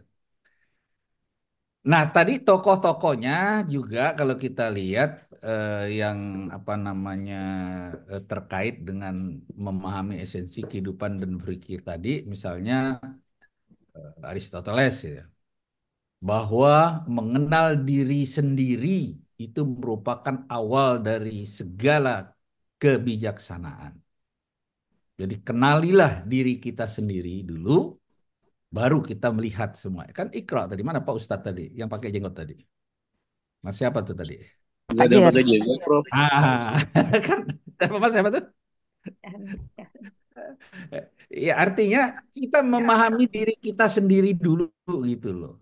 Baru kita untuk melihat secara keseluruhan. Jadi membaca diri dulu, membaca lingkungan kita, ya termasuk lingkungan itu entah apa namanya kondisi alam, kemudian masyarakat atau orang lain dan sebagainya yang ada di lingkungan kita itu kan harus kita baca itu. Ini arahnya kemana, trennya kemana. Nah, yang Mbak tadi yang kerja di Bank Mandiri melihat masyarakat Pati itu begitu, oh, trennya ke sana gitu. Juga Emerson mengatakan ya apa yang ada di belakang kita dan apa yang ada di depan kita itu hanyalah perkara kecil bila dibandingkan dengan apa yang ada di dalam diri kita sendiri. Nah, ini adalah untuk meningkatkan apa? Kepercayaan, kepercayaan diri kita. PD ya. Ya. Albert Einstein mengatakan kita tidak bisa menyelesaikan masalah kita dengan pemikiran lama yang sama seperti yang kita gunakan saat kita menciptakannya. Artinya bahwa berpikir itu kan selalu dinamis, ya. Konteks problem problem kehidupan itu di dalam apa namanya memecahkan sebuah permasalahan kehidupan tadi itu juga nggak bisa kita lakukan misalnya oh, di langkah ini bisa saja terjadi langkah ini udah apa namanya ketinggalan gitu loh ya. Nah, jadi itu juga harus dilihat. Nah, terkait dengan hal-hal yang sering kita hadapi sebagai manusia bahwa manusia tidak dapat mencapai tujuan sepenuhnya kecuali ya terkecuali jika menyadari apa yang tidak akan berhasil. Jadi kita juga harus punya kesadaran, boleh percaya diri, tapi juga kita harus punya keyakinan bahwa ada hal-hal tertentu atau ada saat-saat tertentu kita tidak dapat apa namanya itu mencapainya gitu. Nah, pengalaman negatif misalnya yang berulang-ulang dapat menyebabkan berkurangnya keyakinan seseorang untuk menyelesaikan tugas-tugas tertentu. Dan dalam hal ini menyebabkan individu akhirnya apa ya, malas untuk berusaha, ya. Nah, oleh karena itu fokuskanlah perhatian namanya berpikir bahwa sebagian besar energi yang dimiliki oleh manusia itu berasal dari kemampuan manusia untuk menggunakan pikirannya. Menggunakan pikirannya itu adalah untuk fokus pada hal-hal yang memajukan, kemudian membuatnya menjadi orang yang lebih baik dan memungkinkan untuk keluar dari segala hal-hal yang negatif. Sebagai manusia kita harus melihat ke depan. Artinya di sini ya teman ya apa ya bukan berarti melihat ke belakang itu nggak boleh. Melihat ke belakang itu sebagai upaya kita untuk apa namanya menganalisis apa sih kelemahan-kelemahan saya sebelumnya.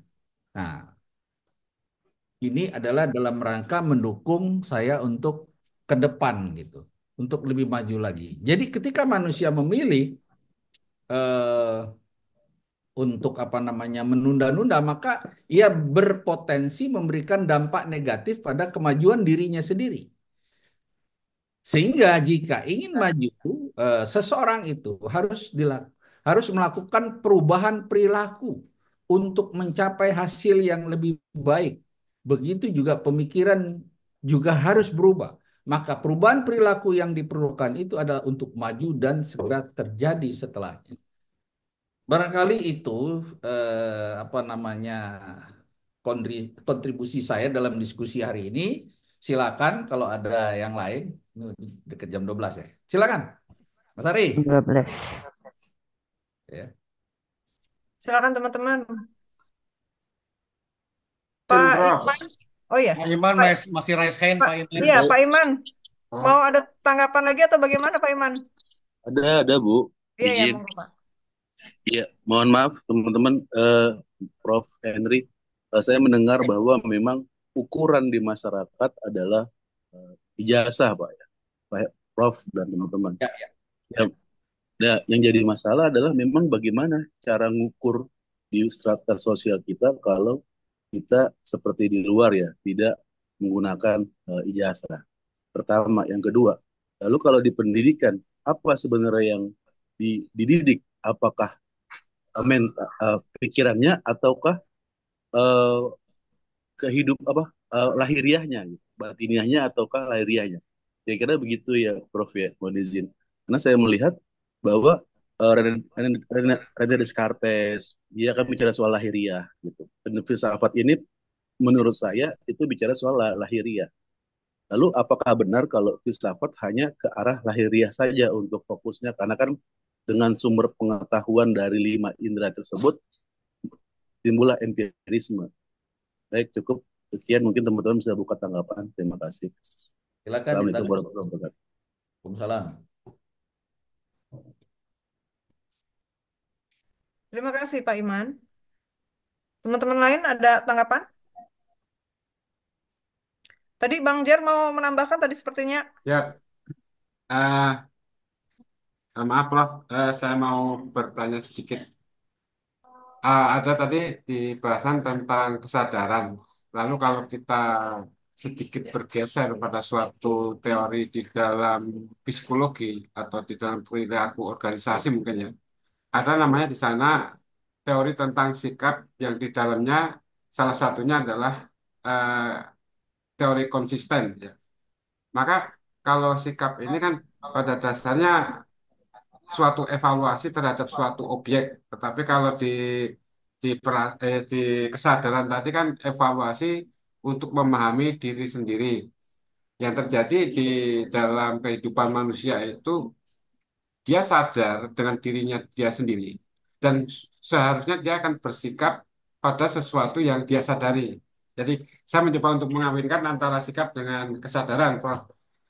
Lalu bagaimana, Prof, antara hubungan kesadaran dengan sikap itu sendiri di dalam kehidupan manusia, Prof? Terima kasih. Oke.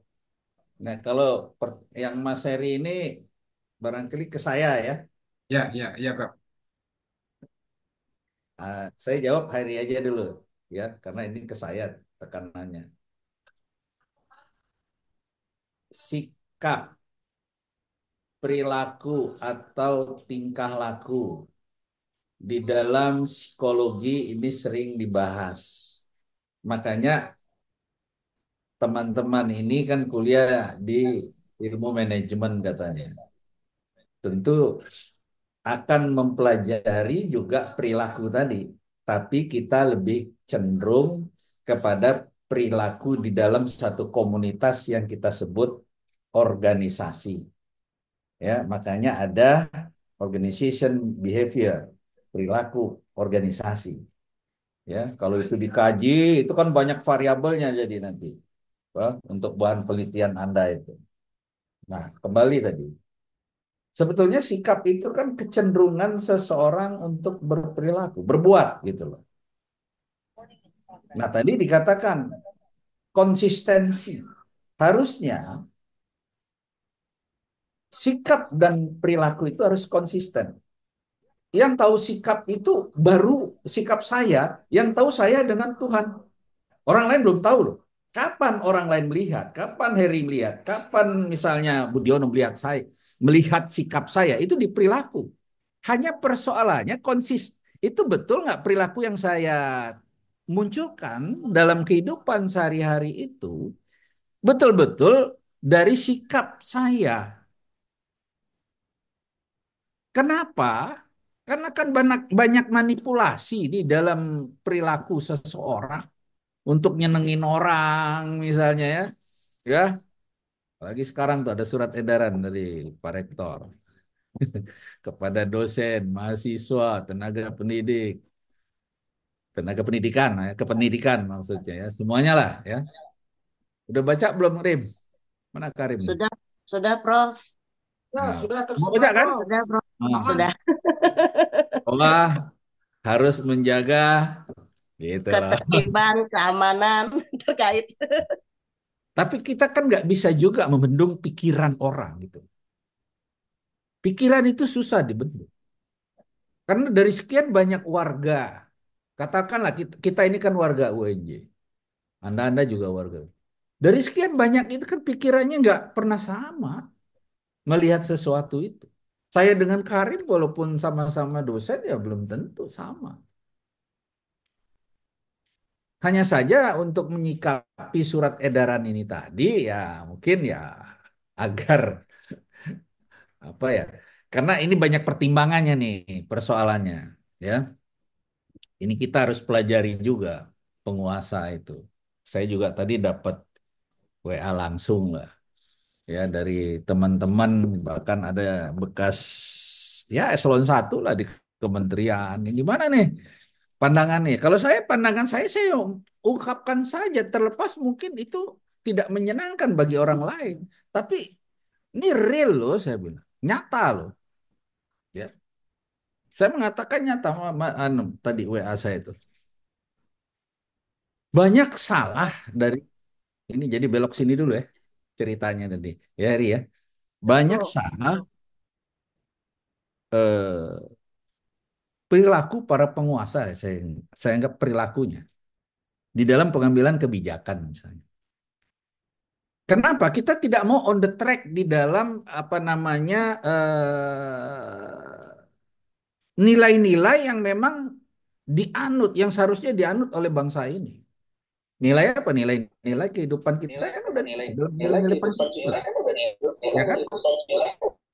Nah, kemudian juga jelas di dalam apa namanya Undang-Undang NKRI, ya, Undang-Undang NKRI itu kan jelas juga.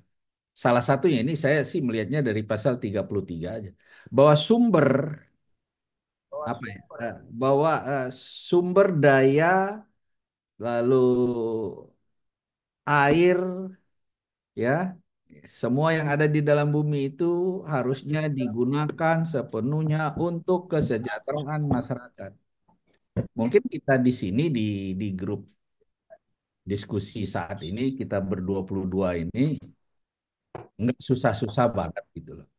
Walaupun merasakan susahnya juga, ya. Tapi kan nggak susah-susah banget. Tapi masih banyak orang dalam hidup sehari-harinya itu buat makan aja susah. Kalau Mas Karim ya lain yang di grup ini ya masih bisa makan semua lah. Tapi tinggal beda grade-nya ya. Ada yang makannya steak, ada yang makan tempe tahu aja, atau yang ada makan apalagi kan gitu kan ya. Kenapa? Ya itu ada kesalahan tata kelola saya bilang dan ada kesalahan di dalam apa namanya berperilaku tadi. Karena sikapnya tadi, kecenderungan apa untuk berperilaku apa? Untuk berperilaku memperkaya diri sendiri, mau enak sendiri dan sebagainya. Ini kenyataan kok, ya. Itu pemikiran saya loh, ya. Itu kenyataan. Gitu. Faktanya ada kan, itu nggak bisa dipungkiri. Ya, namun tadi agar ada stabilitas tadi harus ngerem diri saja kita katanya. Tapi kalau dalam hal tertentu diskusi juga. Ya pengalaman saya terus terang di Lemhanas saya ikut dulu juga pada berani tuh ngomong tuh bintang-bintang itu. Tapi setelah itu Prof di luar kita jangan ngomong gini ya. Iyalah saya bilang kecuali saya bilang. Kalau saya kan nggak ada pangkatnya saya bilang. Cuman ada golongan ya Rim ya. Kalau kita golongan aja Rim ya. Oke, nah kembali lagi tadi. Jadi ada konsistensi ke apa ya? Konsisten tidak antara sikap dan perilaku seseorang. Kadang-kadang enggak. Seperti sekarang saya harus menyetujui ngikutin apa edaran tadi gitu lah. Kan artinya pada di dalam diri saya itu memberontak kan sebetulnya. Kecenderungan oh itu nggak benar saya harus bicara nggak benar misalnya teman-teman yang lain juga begitu tapi ya kita harus jaga agar lembaga kita ini tidak apa ya tidak diganggu juga gitu kan mungkin begitu nah inilah yang tadi saya ambil contoh ketidakkonsistenan antara sikap dan perilaku tapi kalau memang konsisten apa yang ada dalam diri kita sikap kita maka perilaku kita itu akan seperti sikap kita. Sederhananya begini, Mas Heri ya. Misalnya ya, eh, Mas Heri kerja di mana? Di Unindra, Prof. Nah, di mana? Unindra, Unindra. Unindra. Nah, misalnya. Oh, tapi itu swasta lah, oke lah. Misalnya, kalau ditanya sama teman-teman yang lain, Pak Heri, ya, menurut Anda bagus nggak kita korupsi lah? Minimal korupsi waktu kalau ngajar di Unindra ini. Habis honornya kecil. Misalnya gitu ya. Tapi Unindra honornya gede kali ya. Umpamanya gitu ya. Eh, eh, Oh, saya nggak mau, kata Mas Heri ini. Enggak lah, ya, saya harus komit, ya. Saya harus konsisten.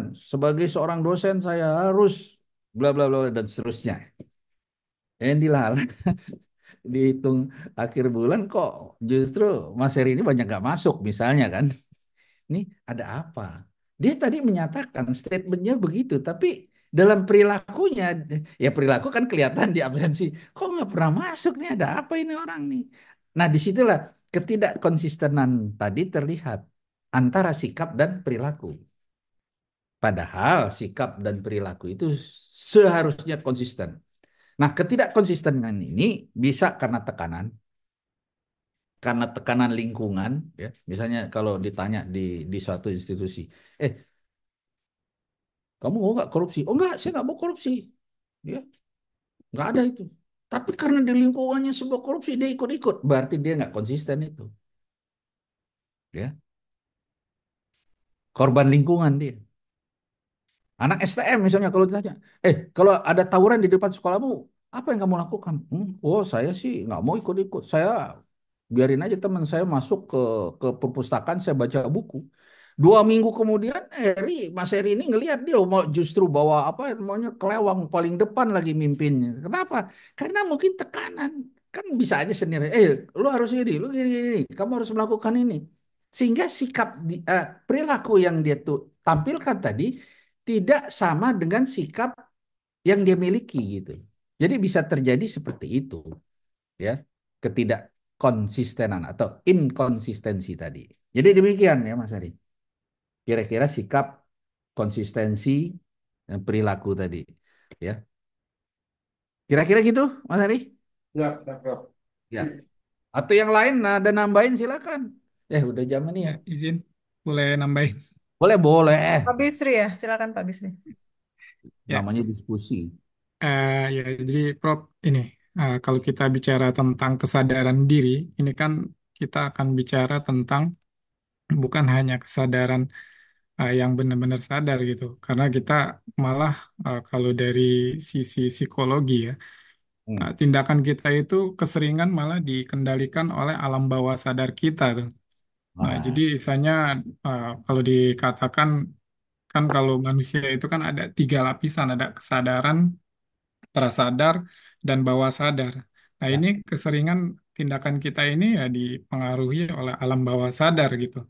Ya, di mana eh, kita apa namanya dipengaruhi oleh eh, si- ke alam bawah sadar seperti misalnya sosok-sosok pahlawan, kemudian sosok ibu ataupun bayangan gitu. Nah, ini yang istilahnya antara lain alam bawah sadar kita yang mempengaruhi cara kita berpikir, terus kita merasakan sesuatu dan bertindak gitu. Nah, walaupun kita juga mungkin tidak menyadari keberadaan mereka gitu, yang identitasnya itu ya kita bukan hanya dari pengalaman pribadi kita aja kita bertindak gitu, tapi juga pengalaman kolektif yang diturunkan secara turun menurun gitu. Jadi ya banyak aspek yang dari kita apa dari diri kita itu yang kita tidak sadari sehingga terkadang juga terjadi konflik gitu antara kesadaran kita dengan alam bawah sadar kita gitu. Dan ada juga istilahnya mekanisme pertahanan dan ilusi diri gitu, model-model seperti itu. Jadi kalau misalkan bicara soal kesadaran diri atau kalau apa yang Descartes bilang yang fenomenal itu aku ada karena aku berpikir begitu. Nah itu tadi apa Iman bilang kalau dari sisi Buddhisme gimana? Nah, dari sisi Islam gimana? Sebenarnya dari sisi Buddhisme, dari sisi Islam itu yang menolak itu bahwa dibilang ya aku itu bukan sesuatu yang abadi gitu. Nah justru di Buddhisme di sisi Islam menawarkan sesuatu bahwa ya aku itu ada karena yang lain gitu, malah apa menghilangkan keegoan ini, keakuannya ini gitu. Jadi ya balik lagi ya tadi kita kesadaran kita itu tidak dibentuk oleh kita sendiri, tapi dibentuk oleh lebih banyak bahkan dari alam bawah sadar kita. Mungkin itu Prof yang bisa saya tambahkan. Oke, ini berat juga alam bawah sadar. Tapi beberapa ahli juga mengatakan justru alam bawah sadar itu yang harus dimunculkan, diperkuat. Gimana menurut Anda gitu? Alam bawah sadar. Contoh, ya. Ya. Misalnya gini, eh, orang di apa dikejar anjing misalnya, tapi di depannya ada apa pagar tinggi. Kalau secara normal, secara sadar itu sebetulnya nggak mungkin bisa melalui atau melompat, ya nggak? Tetapi karena kekuatan alam bawah sadar tadi dan juga tidak disadari, dia mampu melompat kan? Ya, Kenapa? Karena alam bawah sadar itu merupakan tadi kan udah dibagi alam bawah sadar, terus salah satunya ada alam sadar, ya. Itu merupakan bagian dari yang ada di pikiran kita. Nah, alam bawah sadar ini justru yang memang sulit atau tidak bisa kita kontrol, ya. Pikiran bawah sadar itu memang dalam kehidupan sehari-hari ya dipercayai mempengaruhi cara kita atau bagaimana sikap kita, perilaku kita gitu, merespon situasi atau peristiwa dalam kehidupan sehari-hari. Ya, ini yang bicara alam bawah sadar ini adalah Sigmund Freud, ya, ahli psikologi kan, ya. Nah, dia percaya bahwa alam bawah sadar itu punya pengaruh yang cukup signifikan ya terhadap perilaku manusia, ya. Dan ini kemudian apa namanya dinyatakan oleh orang-orang atau di lingkungan psikolog itu, ya, bahwa justru perilaku ataupun kecenderungan seorang itu banyak apa namanya dipengaruhi oleh peran alam bawah sadar, termasuk dalam apa namanya menjalani kehidupan sehari-hari ini, ya. Jadi memang betul bahwa alam bawah sadar itu sangat apa namanya berkontribusi gitu ya dalam apa namanya seseorang itu misalnya memilih nilai-nilai, ya. Dan juga alam bawah sadar itu sebetulnya bisa menghindari kita untuk berperilaku negatif sebetulnya. Tapi bisa juga terjadi justru alam bawah sadar itu bisa memicu kita untuk berperilaku negatif yang menyebabkan timbulnya misalnya apa itu istilahnya stres gitu ya. Nah, jadi inilah ya terkait dengan tadi bagaimana tentang kesadaran, tapi ternyata dalam kehidupan itu banyak dipengaruhi oleh alam bawah sadar. Barangkali begitu. ya, ya makanya Prof kita di dalam Islam kan diajarkan berdoa, wahai yang membolak-balikan hati, tetapkanlah hati kami, gitu Prof. Ya. Ada. Oke, sudah jam Nah, 12 nampak lewat. Pak ya. Gimana?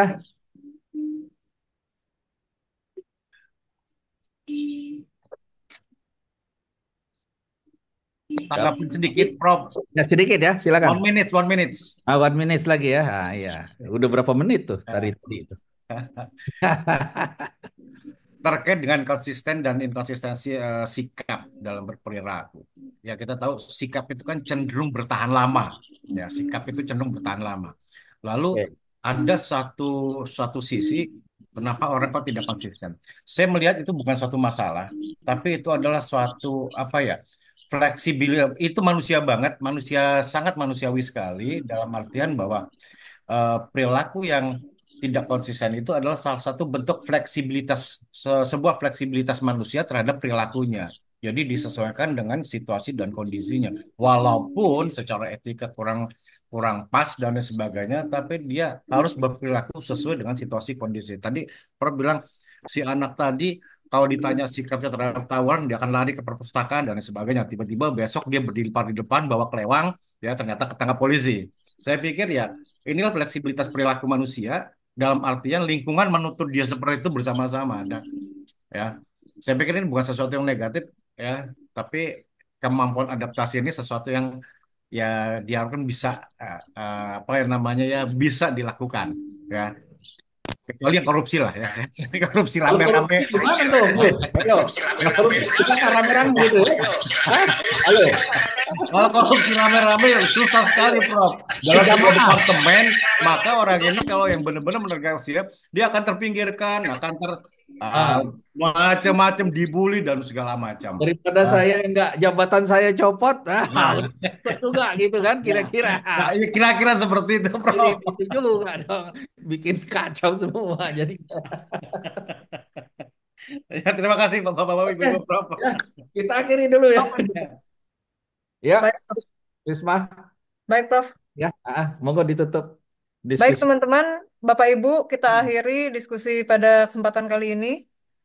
Saya tutup. Wabillahi taufik wal hidayah. Wassalamualaikum warahmatullahi wabarakatuh. Terima kasih, Prof. Waalaikumsalam Terima kasih, teman-teman. warahmatullahi. Jangan lupa foto-foto, Prof. foto-foto. Terima Foto kasih. Foto, dulu, foto, Foto. foto dulu. hadiran. Mbak Risa, mau foto nggak, Mbak Bisri, Risa? Bisri mana tuh? Nah, muncul. Gimana nih Ustadz nih? Ustadz Bisri nih. Oke, saya foto ya, teman-teman ya. 1, 2, 3, senyum. Oke, terima kasih, teman-teman. Terima kasih juga, Mbak. Terima Makasih. Iya, kasih, Prof. Terima kasih, teman-teman. Assalamualaikum Prof. warahmatullahi wabarakatuh. Ini Makasih. live ya. Ya, live duluan. Terima kasih, Prof. Yo, Makasih. sama-sama. Yo.